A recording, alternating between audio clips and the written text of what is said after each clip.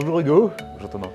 merci de nous accueillir dans ce super magasin de Bongeni Grider à Genève. Peut-être pour démarrer, quelques mots sur toi. Ouais, volontiers. Déjà, bienvenue au sein du magasin, au 5e étage où effectivement on a l'ensemble des prestations hommes avec une magnifique vue sur la hauteur de Genève. Donc moi c'est Hugo Roche, je suis directeur du digital et du marketing pour le groupe Brunswick qui détient l'enseigne Bongeni, naturellement qui détient d'autres activités dans le secteur du retail, qui a aujourd'hui 130 ans et qui est toujours détenue par l'entreprise familiale. Alors, Bongeni Grider, bien connu en Suisse. Nous, on opère aussi un peu sur le territoire français. Peut-être tu peux nous dire quelle est l'histoire de Bongeni et quelle est votre activité? Alors c'est une chaîne de grands magasins. On a aujourd'hui une quinzaine de magasins sur le territoire suisse, 2 sites e-commerce, un site qui présente les mêmes collections que nous avons dans les magasins et un site qui est plutôt sur de la valorisation de fin de vie, d'outlet. On est aujourd'hui uniquement sur le marché suisse et aussi sur le pays du Liechtenstein. Nous ne vendons pas pour l'instant à l'étranger. Par contre, on bénéficie effectivement d'une notoriété qui attire énormément de clientèle étrangère dans nos magasins.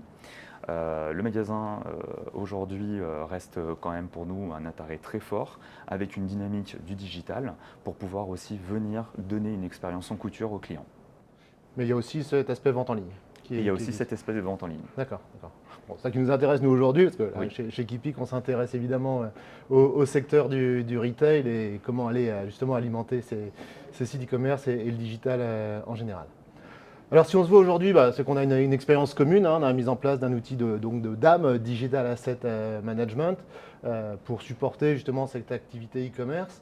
Moi, ce qui m'intéresse, c'est les enjeux. Pourquoi finalement vous êtes mis à utiliser ce type de technologie? Parce que finalement, un site e-commerce, vous en aviez déjà un avant, donc vous arriviez à vendre sans un DAM.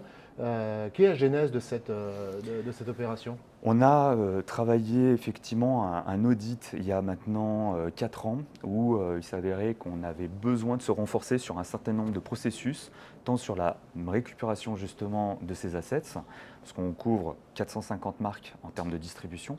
Donc c'est à la fois des problématiques où on n'a pas forcément les mêmes gabarits qui sont reçus, qui sont structurés par les marques, on n'a pas forcément les mêmes supports. Donc on a déjà ce sujet à ce niveau-là. On produit beaucoup d'assets pour animer nos campagnes, pour animer notre site e-commerce, différents supports sur les réseaux sociaux ou aussi sur des supports visuels print. Donc toutes ces choses-là ont fait aussi qu'il était naturellement structurant de mettre en place justement une plateforme collectant et gérant justement ces assets. Là-dessus aussi, on a vu qu'on avait aussi un intérêt à réduire aussi nos workflows, parce qu'on travaillait avec pas mal de prestataires, des photographes, des sociétés de retouche aussi externes. Donc il était pour nous aussi important d'avoir un système qui était ouvert et qui pouvait sortir aussi de manière sécurisée de notre SI traditionnel. Et ça, c'est sur l'aspect média. Et souvent, quand on parle de site e-commerce, on parle de médias, on parle de data aussi. Oui. Vous avez mis en place sur la partie données produits des outils type je sais pas, MDM, PIM ou ce genre de choses? Oui, 2 ans avant, on a mis en place un PIM, donc c'était aussi un chantier assez structurant pour nous. Déjà, premièrement, pour mieux justement travailler nos catalogues produits, on l'a fait en 2 phases. Là, aujourd'hui, on est dans une phase où on est rattaché à notre site existant. On ne gère pas totalement justement la puissance d'un PIM. L'objectif, c'est d'aller sur un nouveau site qui va nous permettre aussi de gérer complètement une arborescence dynamique avec justement nos 2 sites e-commerce. Et il était là-dessus la suite logique de venir chercher un DAM pour pouvoir aussi travailler les assets avec notre base de données produits. D'accord. Sans dévoiler de secret, le nom du PIM utilisé? Alors Akeneo, Akeneo. solution aussi Très française. bon choix, très bon Voilà. choix. Oui. Ouais, c'est vrai que c'est un de nos partenaires aussi. Ça. On vient de sortir un connecteur entre Kipik et Akeneo, mais en fait, on milite chez nous sur cette communauté d'intérêt entre le DAM d'un côté, notamment sur l'aspect workflow, et puis surtout l'aspect data dans le PIM, et arriver à faire converger ces deux mondes. Alors l'outil Kipik, comment il a été accepté par les équipes et quelles sont les fonctionnalités qu'ils utilisent? Alors l'outil Keepix c'est facilement intégré justement aux outils qu'on pouvait utiliser déjà au quotidien par les équipes. Son interface assez graphique, légère, permet facilement de trouver les fonctionnalités. Le moteur de recherche est vraiment une valeur ajoutée très importante pour les équipes parce qu'on va refaire une recherche à travers différents noms et d'attributs d'assets. Donc on va retrouver aussi tous ces assets et puis tout le système de filtre va permettre aussi d'affiner cette recherche. Donc ça aussi, ça a été des points forts justement dans l'utilisation et dans l'acceptation de l'outil au sein des équipes. On a développé récemment un module qui s'appelle Dynamic là, qui permet de diffuser, de retailler en temps réel les images. Ça, c'est un. Vous On l'a l'utilisez? essayé. Ouais. Aujourd'hui, effectivement, on voit des intérêts pour les prochains sites parce qu'aujourd'hui, malheureusement, on a une contrainte technologique qui fait qu'on ne va pas pouvoir travailler Ah, justement cet élément front. Mais demain, on va avoir un outil front appuyé justement à Keepix qui va nous faire aussi d'accord. gagner du temps justement sur les modifications de ces contenus Parce et ces qu'aujourd'hui, visuels. vous devez envoyer physiquement les images, C'est c'est ça, ça, avec l'ancien système tout à fait. versus. Ouais, ouais. Voilà, Bon, alors, c'est vrai qu'aujourd'hui, on essaye de connecter le e-commerce avec directement les URL c'est ça pour le retaillage, pour le SEO, pour le SEO. on en parlait, et puis aussi pour la gestion du cycle de vie, Tout à fait. d'arriver à supprimer ou à désactiver les images et puis que ça disparaisse en fait, de tous les outils. Là aujourd'hui, enfin, vous prévoyez le e-commerce, il y a d'autres applications qui sont susceptibles de se connecter à l'outil, ou du réseau social, ou des caisses magasins, ou c'est pas la priorité? Alors on a le focus aujourd'hui sur l'activité e-commerce, mais en digitalisation en maximum justement les assets. L'objectif après c'est de pouvoir aussi être en capacité de fournir ces assets pour du digital in-store, de la tablette, des écrans, Ouais. du double écran en caisse, vraiment toutes ces choses-là aujourd'hui qui ne sont pas encore en priorité numéro une, mais qui vont l'être à partir d'une fois qu'on aura bien stabilisé et on aura des banques d'images suffisantes pour pouvoir gérer Ouais. du catalogue sur ces différents supports. Ouais, c'est un des enjeux nous, qu'on voit souvent, souvent c'est porté par le e-commerce. Puis après, quand on commence à gratter un peu, on s'aperçoit des bases de données images, il y en a quand même un peu dans chaque département parce que l'usage au Oui, départ est un peu spécifique, donc il y a tout l'aspect de normalisation parce que pour le coup le ROI il vient de là, quoi, dans supprimer tous ces gaspillages, ne serait-ce même le stockage pour des questions aussi c'est de ça, RSE, tout rassembler au même endroit, quoi. tout à fait. Mais c'est pas simple de faire venir tout le monde sur l'outil. Sur la question du cycle de vie, là, ces assets, ils sont dans Kipik. Ensuite, ils vont être archivés. Comment ça se passe? Alors nous déjà on a un cycle de vie, effectivement on a un démarrage de saison avec une activation de produits, avec les assets associés. Ça fait effectivement toute la collection, ça peut être un produit qui doit être reconduit ou qui devient en permanence suivant effectivement le succès du produit. Donc on va avoir son cycle de manière assez active dans nos magasins et sur un de nos sites e-commerce. Et puis à la fin de ce cycle, on le bascule sur notre deuxième site Outlet. À la fin, une fois qu'on n'a plus de stock, on n'a plus du tout ce produit dans notre stock, on a aussi une petite période tampon pour vérifier si c'est un produit qui ne va pas ressortir sur un inventaire, mais sur un certain nombre de temps, après, il sera effectivement supprimé et archivé justement sur le reste de nos outils. Data produits, assets, tout ça va aller justement dans un serveur secondaire pour D'accord. le garder en archive. Ouais, donc on recycle aussi les assets. C'est ça, Alors, après leur première vie. recycler, non, on va contextualiser l'asset en fonction Ouais, effectivement d'accord. du canal de vente. Ok, d'accord. Et sur la question de l'intégration entre Akeneo et Kipik, comment vous y êtes pris? Vous avez, à l'époque, on n'avait pas encore notre connecteur, donc il a fallu le développer de toutes pièces. Quand on développe comme ça un connecteur, il faut trouver les bonnes règles de gestion. Comment vous y êtes pris pour faire ces choix, pour savoir quand est-ce que tu es synchronisé, qu'est-ce qu'on synchronisait, comment ça s'est passé? Ouais, déjà, on avait une très bonne connaissance du PIM et de l'ensemble justement de ces workflows qui pouvaient s'opérer de ce côté-là. Et puis après, on a travaillé justement avec la capacité des équipes typiques de recevoir ces informations, aussi de pousser ces informations. Et on a déterminé justement ce qui était nécessaire pour pouvoir faire les flux et récupérer ces informations. Donc on a co-construit justement avec tous ces cas d'usage. D'accord. Ouais, pour nous, c'est un vrai sujet à chaque fois, parce qu'on a aujourd'hui une vingtaine, une trentaine de clients avec lesquels on est intégré avec Akeneo.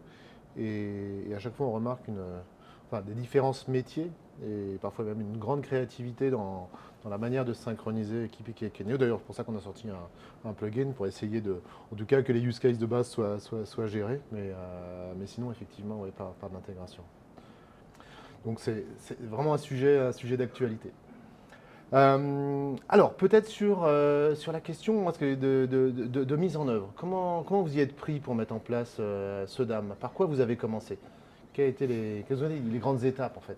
Bon, les grandes étapes, déjà, on a fait un état des lieux de comment on était structuré par rapport justement à l'utilisation quotidienne. Ensuite, il a été assez important de voir aussi comment ça pouvait s'imbriquer dans notre SI, les fonctionnalités qu'on avait besoin, qui étaient nécessaires justement pour le déroulé de nos activités. Donc, un cahier des charges assez traditionnel. Ensuite, on a administré ce cahier des charges au sein de différents acteurs. On a choisi effectivement Keepik parce qu'il y avait une forte proximité avec notre éditeur de PIM. On voyait vraiment l'intérêt parce qu'il y avait déjà un connecteur qui était existant. Et puis aussi, ce qui nous a paru quand même essentiel, c'était la couverture fonctionnelle du métier, de ce qu'on faisait, mais aussi du métier futur dans lequel on souhaite se diriger. Donc ça répondait aux objectifs présents et aux objectifs futurs par rapport justement à notre façon de voir les choses. Quand on l'a mis en place, on s'est rapproché donc aussi, ça c'était la force de Keepik, d'avoir une entité qui regroupait à la fois l'intégration et la solution logicielle. Donc on a pu aussi gagner du temps parce qu'on avait tout de suite les équipes opérationnelles Keepik qui pouvaient aussi répondre à notre chefferie de projet interne. Et puis on a mis en place un premier périmètre. On a décidé de gérer d'abord les assets e-commerce pour les visuels qu'on utilise au niveau des produits, des ghosts, quelques visuels aussi au niveau marketing. Et on a une deuxième phase qui nous attend effectivement, qui est beaucoup plus les éléments corporate, d'identité de marque, qu'on va retrouver aussi les campagnes que l'on produit nous-mêmes. Voilà. Donc on a travaillé d'abord sur ce focus-là, et puis ce focus-là, on a aussi mis en place aussi toute une démarche avec les équipes en interne pour qu'ils s'approprient justement cet outil, qui soit complètement justement dans nos processus actuels. La conduite du changement est un sujet, Exactement. un sujet essentiel. Ouais. Essentiel, très souple. Et effectivement, nous on voit ça assez souvent dans la mise en place des projets, enfin disons la dimension e-commerce. En fait, comme elle est super proche du business, souvent c'est là où on arrive à voir et à capter le ROI. Parce que c'est directement lié à la rapidité du go-to-market. Sur l'aspect brand management, on le voit, mais c'est plus indirect. Donc c'est moins facile parfois à convaincre. Donc souvent, il y a les deux étapes. Sur l'aspect d'ailleurs, retour sur investissement, entre avant et maintenant, vous avez senti une différence? Le time to market aujourd'hui, il est vraiment le gain d'efficacité qu'on a vu, c'est sur l'ensemble des workflows avec les entreprises externes. On avait tendance à travailler par lot. Donc un produit ou des lots de produits étaient retouchés, étaient envoyés chez l'externe et après nous ils étaient renvoyés. Là l'avantage c'est que l'externe ne gère plus forcément par lot, il travaille directement sur la plateforme de Keepik. Donc il met à jour le statut aussi de retouche et d'amélioration de cet asset, puis il nous met à disposition directement cet asset. On n'a plus forcément besoin d'attendre le lot des assets retouchés. D'accord. Oui, parce qu'on a discuté quand on préparait cet échange, il y a quand même une des caractéristiques alors, qui est propre au retail, c'est-à-dire récupérer les contenus qui viennent d'autres personnes, d'autres fabricants. Là, on a cité 400 marques, alors qu'on est dans la grande distribution, parfois c'est plusieurs milliers de marques, mais 400 c'est déjà beaucoup. Il n'y a pas énormément de normalisation aujourd'hui dans le secteur du fashion, de la mode, sur les échanges de data et de contenu. C'est quoi votre quotidien? C'est quoi ces marques? Sous quel support ils vous envoyaient ces contenus? Enfin, quelles sont la variété des échanges? Tu l'as bien résumé, hein. On est dans un secteur où ce n'est pas autant structuré que d'autres secteurs et d'autres industries. Donc on va recevoir effectivement ces différents formats. On va aussi structurer de manière aussi que ça colle à notre plan référentiel. Donc on a un énorme travail aujourd'hui qui reste encore très manuel, très chronophage, ce à quoi on espère aussi l'IA pouvoir permettre d'apporter un certain nombre de réponses et d'optimisation et d'efficacité là-dessus. Mais c'est vrai qu'aujourd'hui, on doit répondre aussi à un autre sujet qu'on a peut-être moins évoqué, mais qui est finalement l'intérêt des marques à maîtriser aussi leur image de marque avec des tierces. Jusqu'au bout. Jusqu'au bout, exactement. Donc nous, aujourd'hui, on doit être en capacité aussi de leur mettre à disposition ce qu'on va afficher sur nos propres supports, que ce soit digitaux ou non d'ailleurs. Donc ces workflows de validation doivent intervenir. En tant que retailer, c'est donner une garantie supplémentaire à la marque dans un partenariat durable pour qu'elles puissent aussi voir que l'on fait le job en disant on a maîtrisé, on a fait un contenu, on vous le fait valider et on va pouvoir continuer justement de diffuser ces contenus. Mais dans ce cas, on estime que les marques, elles ont un droit de regard sur la façon dont Oui, vous communiquez sur tout à fait. leurs produits. Déjà, D'accord. on a des marques qui nous demandent d'utiliser leurs assets, ce qui est totalement cohérent pour pouvoir aussi garder justement leur propre identité et ADN justement sur notre espace. Mais on a de plus en plus aussi de marques qui sont très regardantes jusqu'à la fiche produit ou à la newsletter quand on doit éditer D'accord. certains supports de communication. Et vous faites du shooting en interne ou c'est simplement de la récupération, enfin simplement, la récupération des assets et bon, la mise en œuvre de tout ça, ou il y a un studio ou des photos qui sont prises chez Alors vous? on a des studios, déjà parce qu'on réalise beaucoup de shooting déjà de produits qu'on met sur notre site e-commerce et Oui, aussi on va faire du shooting effectivement pour nos campagnes. Donc on a différents niveaux de campagnes thématiques qui interviennent tout au long justement de l'année et de la saison et on va réaliser ces supports soit en interne dans nos studios, soit on travaille aussi avec des photographes externes, des sociétés qui peuvent nous apporter justement un certain nombre de d'accord. supports Et là-dessus. ça, c'est parce que vous avez votre marque propre. Oui. Vous faites du shooting, donc je suppose sur vos marques propres. Mais vous pouvez faire du shooting aussi sur d'autres types de marques si vous n'avez pas forcément les photos, C'est ça. c'est ça? On voit effectivement qu'à la collecte des assets, si ça ne répond pas forcément aussi à notre plan de merchandising qu'on a sur notre site e-commerce, on va faire le shooting justement de ces produits afin d'être dans le gabarit souhaité de notre site e-commerce. Donc, si je résume, il y a deux grands flux. Il y a tout ce qui vient des marques qui est déposé d'une manière ou d'une autre dans le DAM. Il y a votre studio qui finit quand même par le mettre sur le DAM. Donc là, il y a quoi? Il y a des workflows de validation Oui, entre les deux, c'est tout à ça? fait. Il y a un premier travail déjà de voir en fait ce qu'on on va récupérer des marques, ce qui est vraiment exploitable pour notre site e-commerce. Et puis finalement, le différentiel et les produits qui doivent être shootés justement dans Ouais, notre d'accord. propre studio, qui va être après dans tout le workflow aussi, retouchés, validés par un quality check et qui seront aussi activés sur notre site e-commerce. D'accord. Après, c'est quoi? C'est rangé dans le DAM? C'est Rangé dans le dans le DAM, DAM? on a une structure assez conventionnelle avec une structure de marque, saisonnalité, catégorie. On va avoir effectivement aussi des informations et des attributs. Ces attributs sont exactement puisés dans notre PIM et on va effectivement recevoir des informations dans le PIM, mais on va aussi repousser des assets et les URL des assets dans le PIM. Donc on a vraiment aussi un système qui s'échange entre les deux outils. D'accord. Oui, c'est l'échange vertueux entre le PIM et le DAM. Vertueux Le entre le PIM PIM et le DAM. envoie ses données et puis en échange, on lui renvoie les URL. Et à la C'est ça. fin, ce qui alimente le e-commerce, c'est le PIM Oui, tout à qui fait. renvoie tout Tout à fait. sur l'e-commerce. Ok, d'accord. Les types de contenus, là on parle, bon, à mode, on s'imagine évidemment des photos. Vous adressez aussi des contenus type vidéo ou je sais pas, d'autres formats de médias sur le site e-commerce Alors, ou... c'est vrai que la plateforme actuelle, on a des sujets effectivement de performance avec la vidéo. Euh, on va avoir une nouvelle plateforme e-commerce. Donc, ça D'accord. va nous amener effectivement à repenser, voir comment on va pouvoir mettre en avant ces vidéos. Les vidéos sont de plus en plus attendues, on le sait, pour valoriser justement des total looks, rentrer davantage aussi dans l'esprit du style qui est proposé, tant par la marque que aussi par Bon Génie. L'objectif aussi, c'est qu'on ait nous-mêmes une proposition de styling au niveau de l'ensemble pour la femme, pour les enfants, pour la maison. Donc on va avoir aussi cette valorisation qui doit être davantage mise en valeur. La vidéo est un des supports qui est Ouais, magnifique à ce niveau-là, quoi. ouais. Oui, nous, on a d'autres clients qui font justement des focus sur la vidéo avec la petite difficulté quand même de production, parce que Ouais.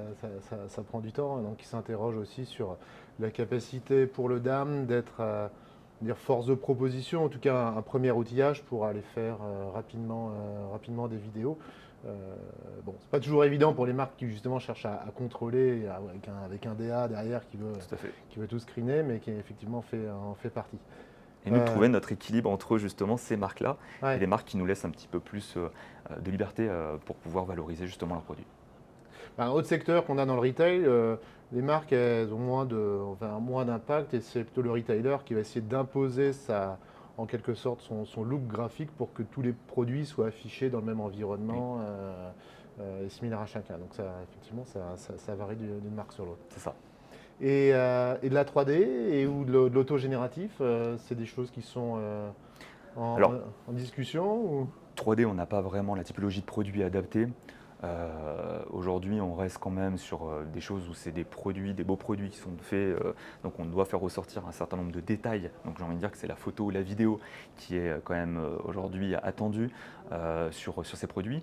Par contre, ce qui est vrai, c'est qu'aujourd'hui, tout ce qui est image générée nous intéresse pour pouvoir mettre en valeur aussi ces produits à travers justement des thématiques, des campagnes, des choses que l'on souhaite aussi impulser dans notre esprit marketing et image. Donc là, effectivement, on a complètement la réponse avec justement ce IA. D'accord. Il y a une question quand on parle d'image et de photos dans la mode, c'est la question des droits d'auteur. Ouais. Notamment dès qu'il y a des égéries, des mannequins, Tout à des fait. choses comme ça. Alors tout le monde ne le gère pas. Il y en a qui disent bah, c'est trop compliqué, on laisse tomber, puis on prend le risque. D'autres qui disent je le gère, mais ça peut être un vrai travail. C'est quoi votre position? Alors notre position, c'est avec le DAM, c'est de renforcer justement aussi justement une meilleure maîtrise. On sait qu'on aura donc les crédits qui seront affichés sur les assets en question. Donc on aura la capacité aussi de dire bah, attention, on ne peut plus forcément utiliser cet asset parce que justement on a une expiration du crédit.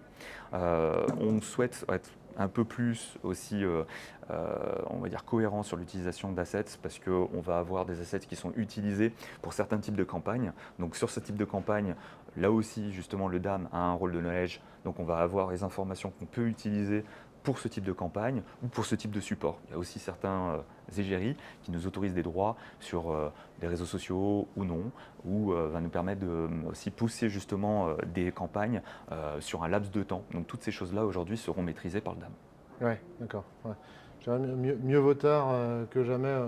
J'ai interviewé la semaine dernière un client qui se posait la question en disant bah voilà, moi j'ai récupéré 70 ans de contenu, j'aimerais pouvoir bah, le valoriser, donc évidemment le mettre dans le DAM. Et soulever la question, mais par contre, je ne connais pas les droits. Donc on parle de dizaines, centaines de milliers de photos, et comment je fais pour rétrospectivement retrouver les droits d'auteur, les personnes qui sont dessus. Bon, c'est compliqué, c'est Il y a compliqué. tout un travail effectivement qui est réalisé par le photographe. C'est aussi la touche du photographe. Donc il y a déjà la propriété du photographe. Il y a aussi derrière la propriété de l'image, donc du mannequin. Donc toutes ces choses-là aujourd'hui, dans une structure comme la nôtre, doivent être maîtrisées de plus en plus par rapport à ce que je vous ai dit tout à l'heure. Donc ça, on va vraiment à un gros enjeu de renforcer Ouais, cette partie-là, quoi. ouais. Ouais.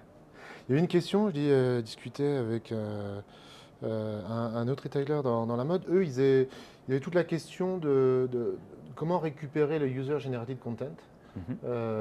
Et toute cette masse de photos, de vidéos, alors parfois qualitatives, parfois moins, Ouais. mais enfin en tout cas avec une connotation assez vraie en général en situation, et arriver à capter ces contenus, récompenser, en tout cas avoir l'autorisation des personnes qui l'ont produite pour ensuite aller alimenter leurs réseaux sociaux. Ça a été un sujet chez vous ou pas vraiment? Ça a été un sujet effectivement qui est venu à travers les réseaux sociaux, à travers l'iShopping. Ouais, Tous ces points-là, effectivement, on les a débattus en interne. Ce qui est sûr, c'est qu'aujourd'hui, on préfère aussi se concentrer en faisant des assets d'une certaine qualité pour aussi garder et maîtriser justement un contour de l'identité de Bon Génie.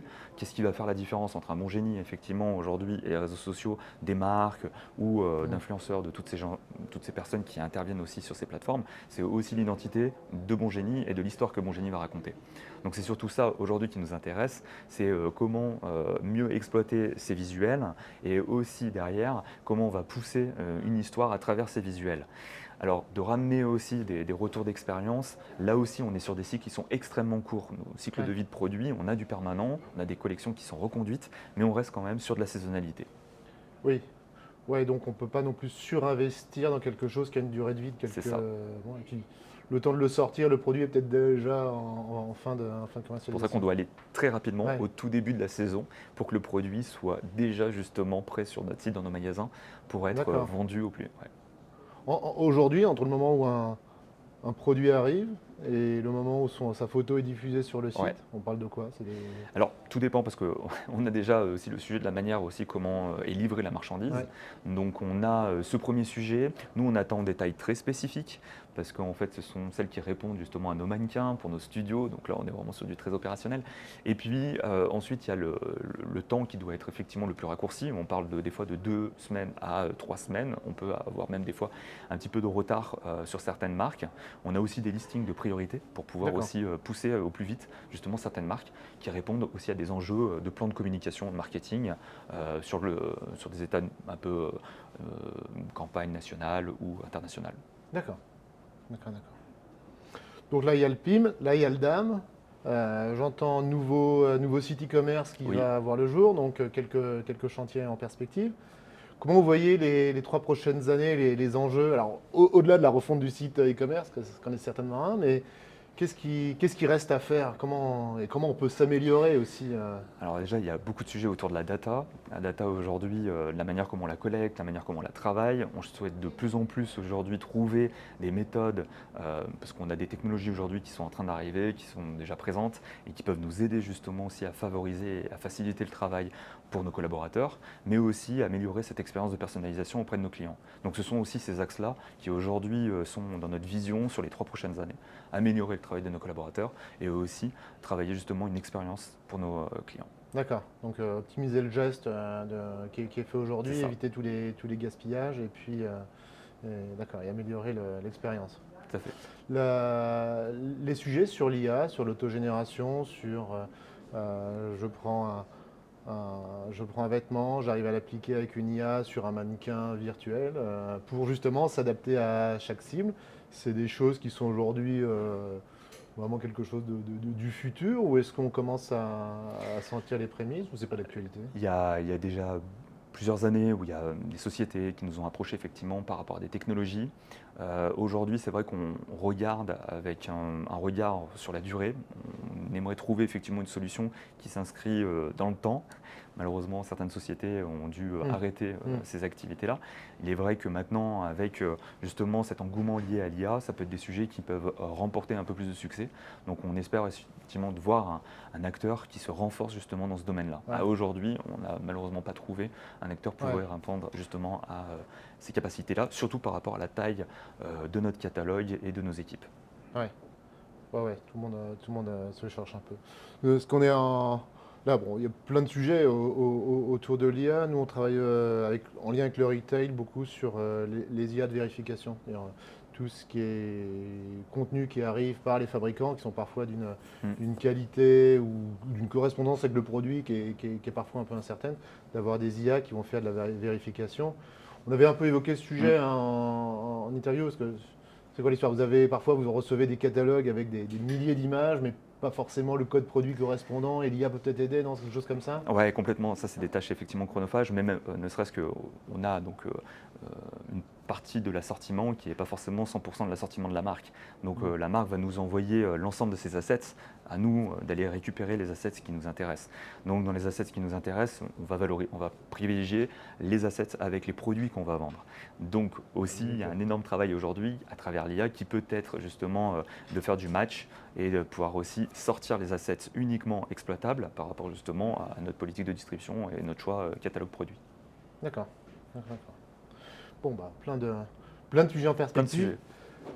Merci beaucoup Hugo, Merci à toi. passionnant, merci pour ce témoignage, merci à Bon Génie Grider aussi pour sa confiance. Et puis bah, on est là pour vous accompagner pour les prochaines années et ces prochaines révolutions. Merci Thomas et merci aux équipes de Kipik de nous accompagner. À bientôt. À bientôt.